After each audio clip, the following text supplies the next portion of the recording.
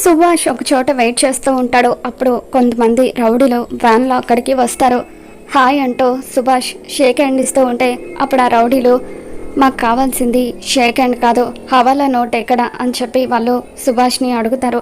ఇక Subhash చినిగిపోయిన 10 rupees note ఇవ్వగానే వాళ్ళు తమ దగ్గరున్న నోట్తో మ్యాచ్ చేసి చూసుకుంటారు. మ్యాచ్ అయింది అని చెప్పి వ్యాన్లో ఉన్న 70 కోట్ల రూపాయలను సుభాష్కి హ్యాండ్ ఓవర్ చేస్తూ ఉంటారు.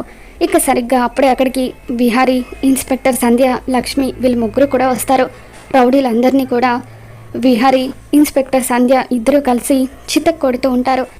రౌడీలు విహారీ మీద దాడి చేయబోతూ ఉంటే అప్పుడు లక్ష్మి కూడా రౌడీలని చితక్ కొడుతూ విహారీకి సాయం చేస్తూ ఉంటుంది. ఇక ఆ విధంగా మొత్తానికి లక్ష్మి, విహారీ ఇద్దరు కలిసి సుభాష్ని రెడ్ హ్యాండెడ్గా పట్టుకొని పోయిన 100 కోట్లను కూడా తిరిగి సొంతం చేసుకుంటారు. మరి రాబోతున్న ఎపిసోడ్లో ఏం జరగబోతుందో మనం మన ఛానల్లో తెలుసుకుందాం. ఈ వీడియో మీకు నచ్చినట్లయితే తప్పకుండా లైక్ చేయండి.